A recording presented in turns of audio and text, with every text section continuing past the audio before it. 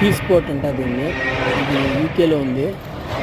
ఇది పెద్ద క్రేను, ఒక్కొక్కసారి 30 టన్నులు 40 టన్నులు కార్గో ఎత్తుంది. ఇది చూడొచ్చు మనము. ఇంత వెయిట్ ఎత్తుతుంది. ఇది కార్గో వచ్చింది ఎక్కువగా వచ్చింది యూకే నుంచి కెనడా, తర్వాత వచ్చింది యుఎస్. పెద్ద పెద్ద బ్రిడ్జ్లు కడతారు, వాటికి ఉపయోగిస్తారు. మన షిప్లో లోడ్ అవుతుంది.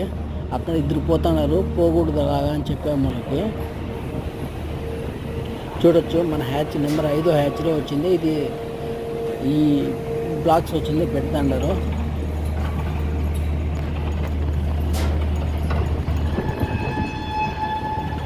అలా చిన్నగా ఎత్తుకొని లోడ్ చేస్తాడు.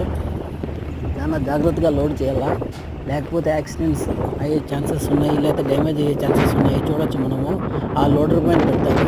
ఆ లోడర్ పైన పెట్టి అలాగ పెట్టి మెటల్ టచ్ కాకుండా ఆ వుడ్ పెడతాడు ఇందులో. చూడొచ్చు మనము. ఇలా ఉంటుంది. ఇప్పుడు వచ్చింది చిన్నగా ఎత్తుకొని అలాగా బేరస్తాడు. మొత్తం వచ్చింది మన షిప్లో 38,000 టన్నులు ఇలాంటి రాడ్లు, తర్వాత రీల్స్ ఎత్తుకొని మనము యూకే నుంచి కెనడా వెళ్తున్నాము.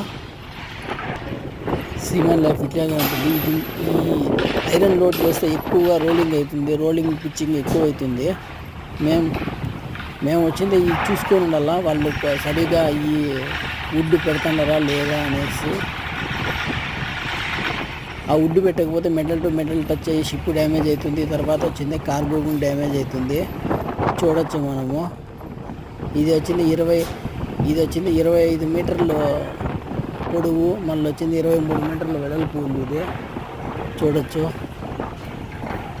షిప్లో ఇలా లోడ్ చేసి ఒక జాగా నుంచి ఇంకో జాగాకి ఎత్తుకొని పోతారు. ఆల్మోస్ట్ అలా అంతా షిప్లోనే 90-80% అంతా కార్గో అంతా షిప్లోనే ట్రాన్స్ఫర్ చేస్తారు.